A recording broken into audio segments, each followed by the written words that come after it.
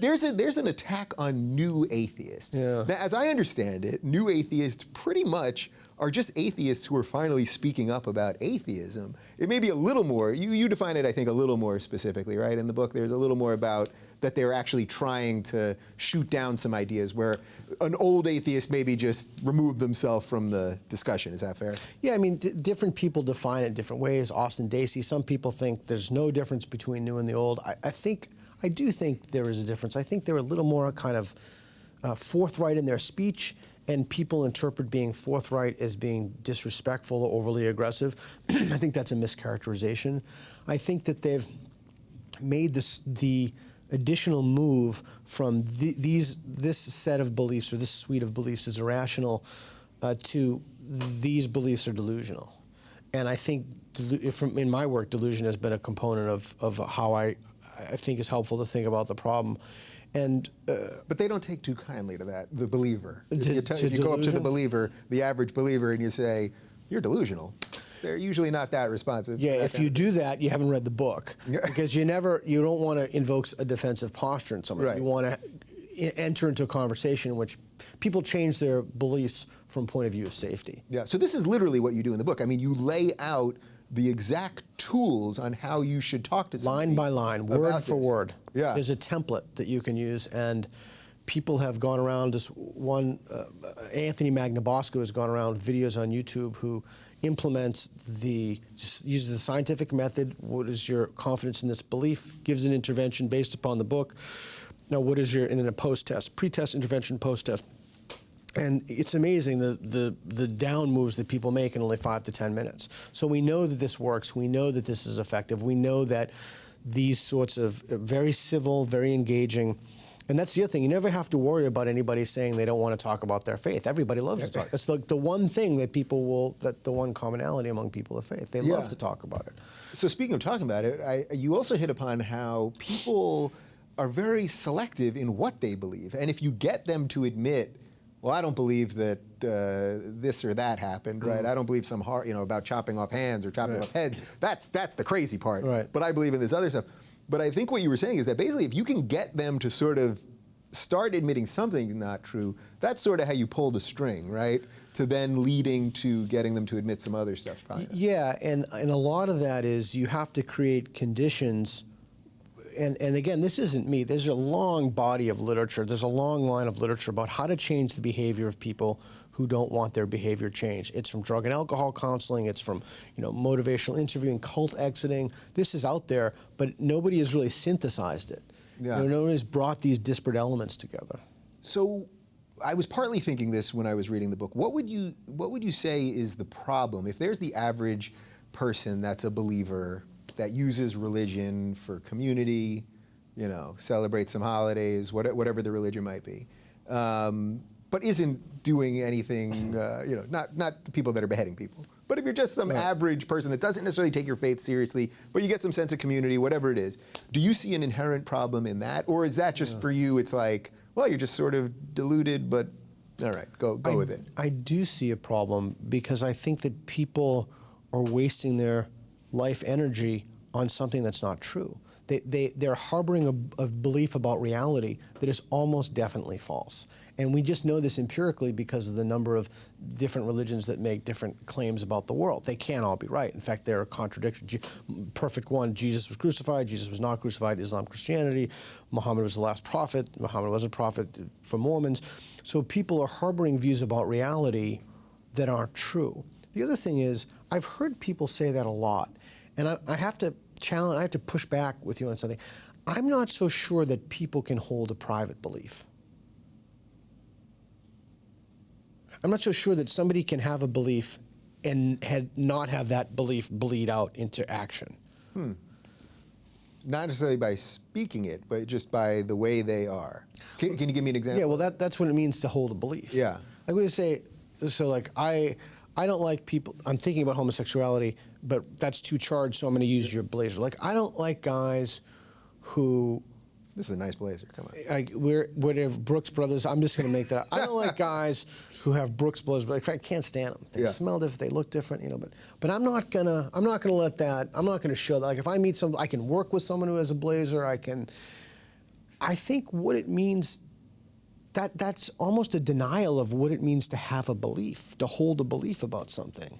So I'm also not sure that these beliefs are as benign as people think that they are. And every time I bring that up, people will bring out a study. Well, look at this, like, religiosity in this group correlated, smart people will say correlated, less intellectually adroit people will say, some causal, correlated, right. Okay, whatever. It's a huge difference, but let's just go with it. Look what happens when you have religion, you have lower incidence of heart disease or whatever it is. I think that the word you used before was apt. It's community. Those benefits can be found from community, and you can get communities of like-minded people without believing any superstitious silliness. Yeah. You can like the same sports team. I mean, that's a sense of community. Yeah, and I think that you say, well, what's the harm with someone rooting for the Patriots? I don't know anything about football, but what's the harm of someone rooting for the Patriots? Well, that's disanalogous because you're not claiming that it's objectively true, right? And so if I think that the Patriots are ordained by God to win the Super Bowl or whatever it is that they do, again, I don't know anything about sports. Super Bowl, that was good. You linked football and Super Bowl. Well, don't take me down that road. I'm in big trouble. Then I get 50 hate mails. People love football. Yeah. So I think that the problem is that people make objective claims and they live their lives accordingly, and this is all you got, man. This is it. So wouldn't it be better for those people to be invited to see reality for what it is? Wouldn't it be better to give those people an opportunity to flourish? Because if your beliefs, if one belief, it's like you can look at it as like an architectonic structure, like a big building, right? If one of your beliefs on the bottom level of that building is contaminated, like a base belief, like Jesus rose from the dead or whatever, then all of the beliefs that flow from that or stem from that become suspect. Mm-hmm. So so what's the harm? The harm is that if you want to enable yourself to flourish and you want to enable your community to flourish, you have to align your beliefs with reality. Because if you don't, then what you think is objectively moral or the right thing to do will actually be leading you away from flourishing. Right, so that's interesting. So almost in a way, you then systemically, you have to constantly be compromising because no matter how much new evidence comes in to prove something else, you really have to skirt around it because you've built sort of your base in things that aren't provable. Yeah, and you put your finger on the cognitive problem. The cognitive problem is then that in order to reconcile that, they make a virtue out of not revising their beliefs. They make a sin, then you need to import new words. Yeah. Words that are anathema to belief revision, like sin, like sacred. And that buttresses or protects those beliefs from being revised. So there's a whole mechanism to keep this, that in almost like I talked about in the book, it's almost, if you look at it epidemiologically, how these things spread, like memes, they spread mimetically. When you really think about that, the harm is that literally billions of people are living in ways that they think is just and kind and right, and it's not. And nation states are created around that. And we are in a very serious problem with technology and the instantaneous flow of and access of information. We are in a problem that we can no longer afford not only to ignore that, but to disallow, there we go, the regressive leftists again, but to disallow conversations about those things. Look, a shocking number of people in this country, and I'm ashamed to say this, but don't shoot the messenger. Yeah. Do not want Muslim immigration. They want to target people and not their beliefs. We need to have a talk about that. Yeah. Ignoring that is not only not going to make it go away, but it's going to make that percentage increase. And that's the thing that the regressives just cannot seem to understand. Right. So, and of course we're back to it, but okay. But it's okay. But the point being that so then if you were to take someone like Sam who's having extremely difficult, complex thought out conversations about the difference between Islam and Muslims and Islamism and violent jihad and all those things.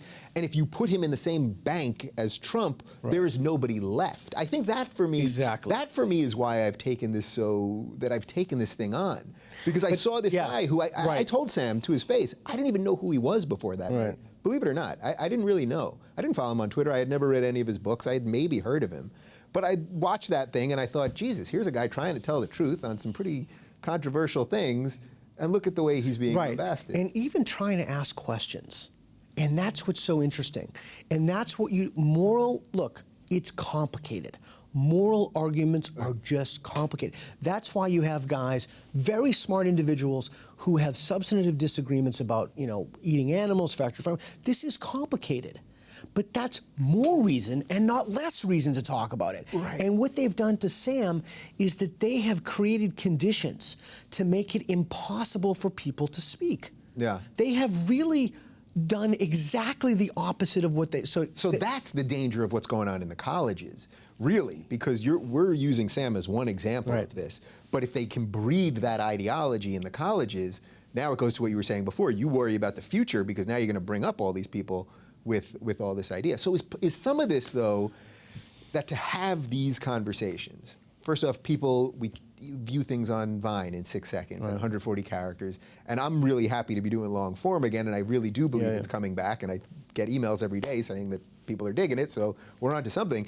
But is part of it that to have real discussions about real things, and especially when you do it from the religious angle and atheism and all that, well, you have basically Bill Maher and Dawkins and a couple other people that are really in the limelight of it, and that you're putting too much on a few people. And that's sort of the reverse of how this should go if you want to have real open discussion, right? Yeah, you're putting a lot on a few people. For example, example, people always, I'll defend Bill Maher in related to this, and people say, well, he's sort of a dick about it, and he's throwing it in everyone's face and all that. And I'll always say, well, I grant him a leash on this because he's fighting the good fight, in my view. He's fighting something that's so hard to do and really using reason to explain complex things. So I have to, if he's a little bit of a dick about it, all right. Guess what? There's plenty of dicks on the other side too. Yeah, it's interesting. And again, I think, Affleck's, that clip was just perfect.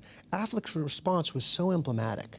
Now, I don't know if Rogan's right. I have no idea if this guy is such a good actor he had us all believing. I can't, I don't know the answer to that. But I do know is that reaction is more typical than ever now. And we need less of that reaction. Here's one way that we may want to think about getting less of that reaction. And I'm not being facetious when I tell you this, I'm being incredibly sincere. Virtually every time I speak to someone, not every time, if they're a professional apologist, then that goes out the window.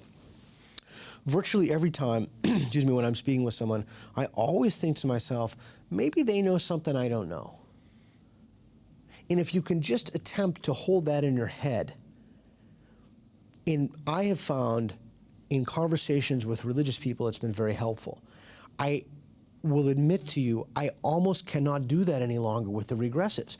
Because they make a slip of the tongue into just some monstrous, heinous act, or I always feel that it's personal, like it's deeply personal, like there's something in me that they need to, cleanse or something. Like there's some kind of like... Well, that's what I mean about the authoritarian thing. Like they're, in a weird way, they're doing religious trickery. They are doing, Right? Yeah. They're the horseshoe. They're buying, they're using a lot of the tactics. So the question is like, what do we do? How do we engage these people? I mean, this is a very difficult question, particularly when they now have at their disposal, they've infested academia. What do we do when these people are now the rule makers? Well, it's interesting that the more I try to bring this towards atheism, the more it comes back to this, because it seems to me that the attacks that they've done on the new atheists, where they use it as a pejorative now.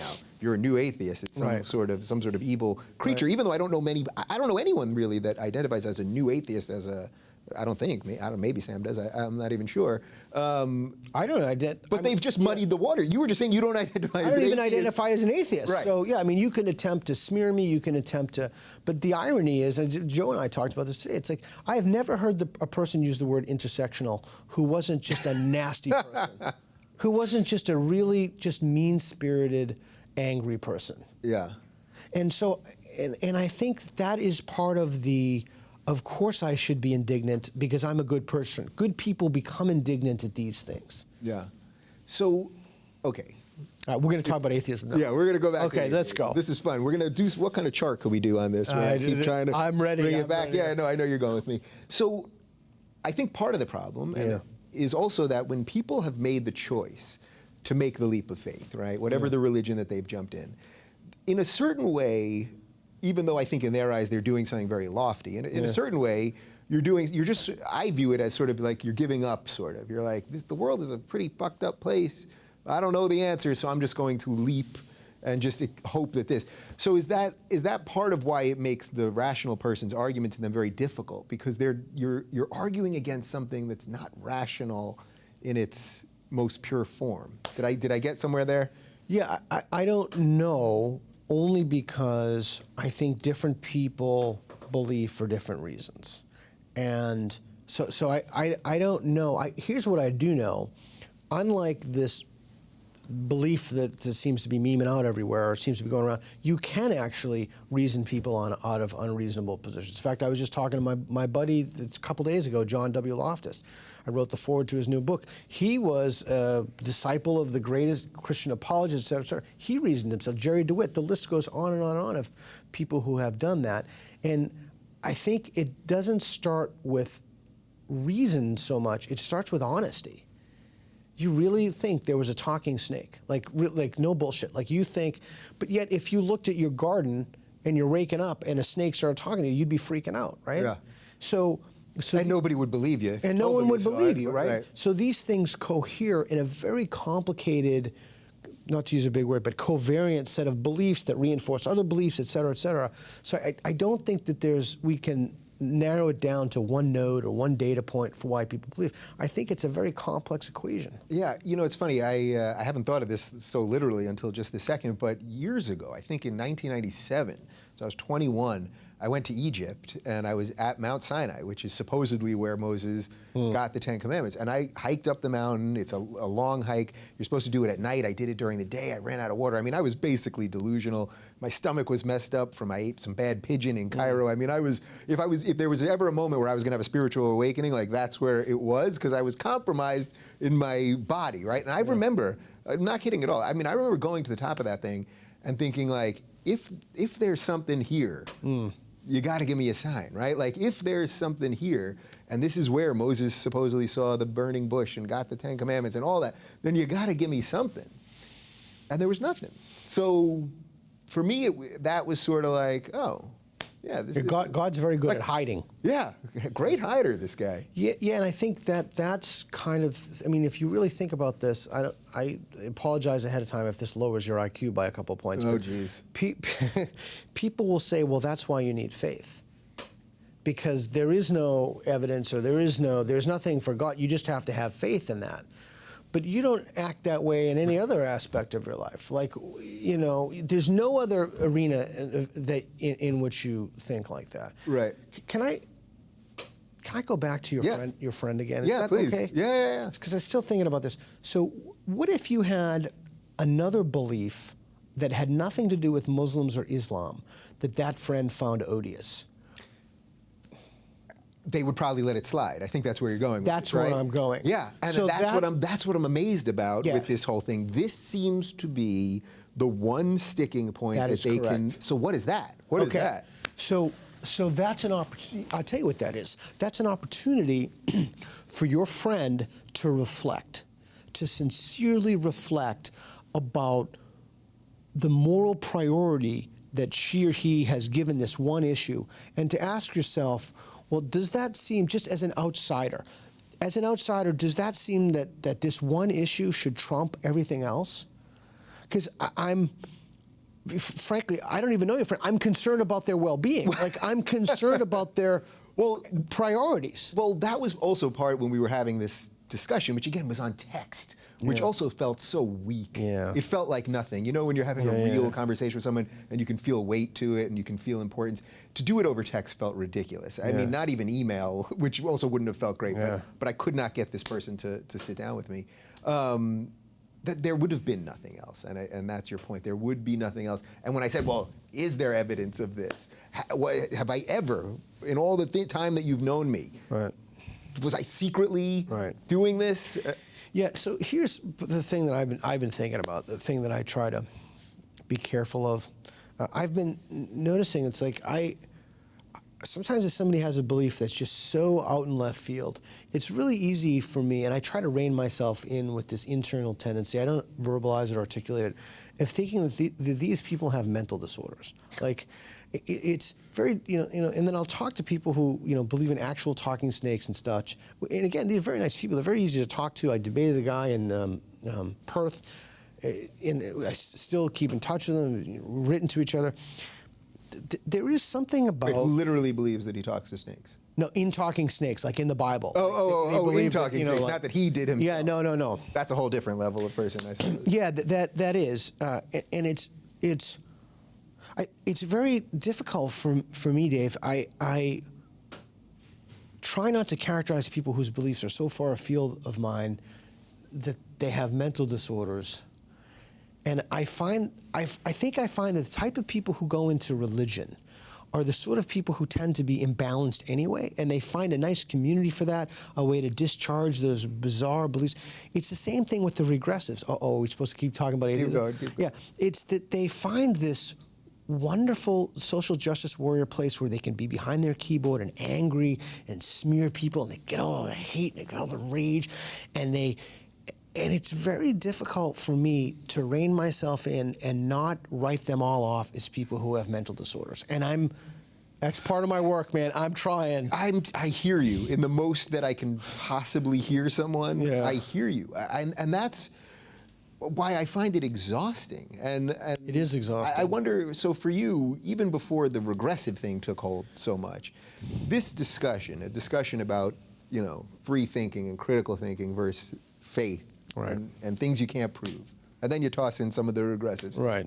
How exhausting is this for you on a day-to-day basis? Because I do find that it can be extremely exhausting, that at the end of the day, I can have trouble shutting off my mind, or I'll wake up at 6 and I flick on Twitter, and then I immediately see craziness before I've gotten out of bed. And I do find it sort of exhausting. What about for you? Yeah, I think that's because you care a lot. And I don't really care about like the negative things people say. I really don't. I mean, I legitimately don't. I have pressing things that I care about: my family, my health, friendships, relationships. And I don't. But I guess in a sense, I'm genuinely interested in what people believe and why they believe it and how it's possible to hold preposterous beliefs. So it's just perennially interesting to me. What's problematic, though, and what is exhausting are the constant ways that I self-censor because I'm afraid of academic punishment. Are the constant, and I just had another complaint filed against me, are the ways that I can't, and it's not that the administration has said anything to me. It's the culture in which the academic culture now, is you just have to be extremely cautious about what you say, particularly in regard to Islam or particularly in regard to, there are certain things. You don't have to be conscious whatsoever if you want to criticize Big Pharma. Right. You can just, that's the other thing, like in class, you can say, fuck, shit, you can say anything wrong, but don't use a pronoun wrong, or don't say, don't slip, again, 49 with the retarded word. I don't do that anymore. But you know, the things that are exhausting to me are the mechanisms that are in place that prohibit the free expression of ideas, and not necessarily that I don't have tenure and I'll never get tenure. Not necessarily that anything. It would be a career ender, but it is a theft of my time. Yeah. It is now I have to constantly go, deal with it, and I have to have it in the back of my mind. And then, if I say something else, I have another complaint, and then I'll be the guy who gets all these complaints. So it's working within these. And the other thing I was thinking about last night is that what this does, in essence, is it pushes the whole system towards mediocrity. It pushes the whole system because then people are afraid to voice controversial ideas or opinions or give sides that students wouldn't hear. They want to be the people who don't get complaints filed against them. So they take the they take the easy courses, you know, and what they're not talking about is like for example, nothing to do with the regressive left, but cognitive disability and its challenge to moral philosophy. Read a great book about that. We're not talking about the status. Peter Singer has some really interesting stuff about this. He's a philosopher of what should the status of cognitively disabled people be. And he says they should be more equivalent in treatment to, I don't want to mischaracterize them, but to basically pigs and cows. I think that that's an important conversation to have. And the whole system is then being pushed towards mediocrity because professors don't want to deal with it. They just can't stomach or handle all these ridiculous student complaints. So they just don't teach it. Yeah, why are you never going to get tenure? Oh, I was told that I could publish 10 books from Harvard and I'd never get tenure here.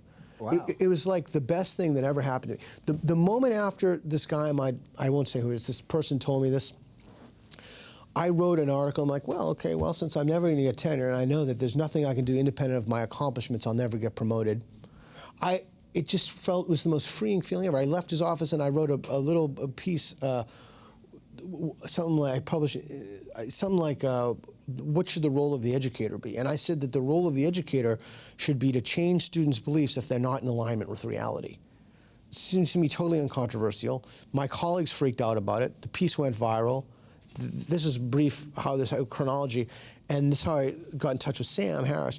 And then some guy from Paul Party from Philosophy News said he wanted to do a podcast, and when the podcast, Sam Harris tweeted, "We need more educators like Peter Boghossian." That's how I got in touch with Dawkins. Dawkins tweeted it, and that just started this whole cascade. But I have never felt more free to talk about anything that I want, knowing that I could be fired at any instant. I love that, actually. It's a freedom that I relish. Well, I love it. I love it because it shows you the importance of ideas, which is really, that's the big thing here that everything else is couched in, right? That you had an idea, you shared it, and then your idea was shared by people that you respect and admire, who you credit in your book for helping you get to this place, and then they spread an idea. And that, I guess, to sort of bring this all around, is what the regressives are fearing. And that's why they want to silence everyone, because they don't like your ideas, right? So that they're not going to debate them. Yeah, they don't like it. They think they have the truth. It is really a bizarre kind of epistemological myopia. Not even, it's just that they have these ideas that they're completely convinced are true. Again, like religion. Holding them makes them better people. They're sacrosanct. You can't criticize them. Not only can you can't even ask about them. Right. You can't even ask how they derived it. Right. Because if you do, you're a bigot or a racist. And they're so morally sure. Oh, boy, they're sanctimonious. I guess that's why I wanted to bring this around to relate it to religion, because I've been trying to put this all together. Yeah. And there is these underpinnings that are so the same of the authoritarian religious thing. It's all there. It really is all there. It's like they hate religion. They're on the left, so they hate religion. Christianity. They hate Christianity, right? And they have one religion that they want to protect, because it's the downtrodden religion, and then just everything they do is it's a constant shell game. They're just moving the goalposts all the time. And how intellectually exhausting must that be for them? And I don't think it's that tiring for them. Well, I because think they're just so ingenuine and insincere. That's what I've come to believe. Because many people, every day I get email, people saying, "Why don't you sit down with one of these guys?" And there's a list of the public ones that I could sit down with, right? And I know some of them personally. And it's like, what could we do? Yeah. If they've been exposed repeatedly as liars, as they have, and as repeatedly with bad intentions. So then for you, someone that deals in the moral landscape without religion, right, and deals in critical thinking, what should the decision process be for me? Because I think about it all the time. I guess I could do it. I could. Okay, so here's a piece of it. My friend Jerry Coyne said this to me. Very evolutionary biologist. Very useful piece of information when somebody. I'm trying to say this without giving this person any identity, but here's what I think you should do. I'll give you the piece of advice he gives me. Yeah. People are going to criticize you no matter what. So if someone says to you, "Hey, I'm going to donate to charity, or I'm going to do this," the question I think is, do you think that this person is sincere and honest in their engagement with you. Not what would I get out of it, not what would they get out of it, not even what would it do to further the discourse, but is this a sincere person who's willing to sit down and talk with me and look at the evidence, and are their beliefs defeasible? Are they willing to say, hey, look, Dave, I came in here, I thought this, I had a conversation with you, but equally important, you have to ask that of yourself, right? And if that is absent from that discourse, it's just a farce. So why would you? You should never listen to someone on Twitter. You're gonna have this. Well, fuck you. Like, get your own show. Yeah. You should never listen to. You're not held hostage to the irrationality of others. Yeah, I like that. That's a good ending. That sounds like a good ending. We could have done so much more here. And I could have just mixed these up. I don't even know that I really looked at them, but I could have just thrown them all over. I'm dying to know it's on there.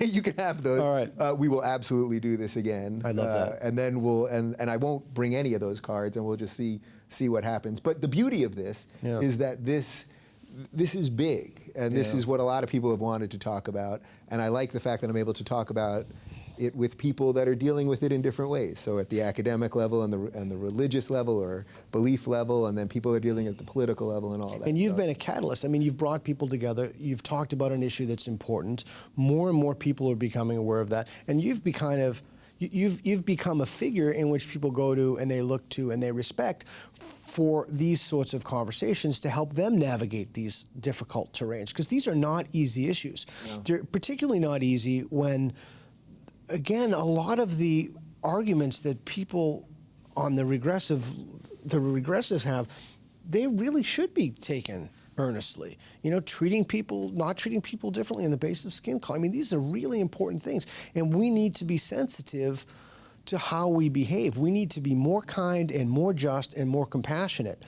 The way to do that is not through the regressives. The way to do that is by being honest and sincere with ourselves and having these sorts of discourses, having these kind of dialogues. Yeah. I want to thank Peter Boghossian for joining me. You can check out his work at peterboghossian.com and buy a manual for creating atheists wherever books are sold. Thanks for watching, and we will do it again next week.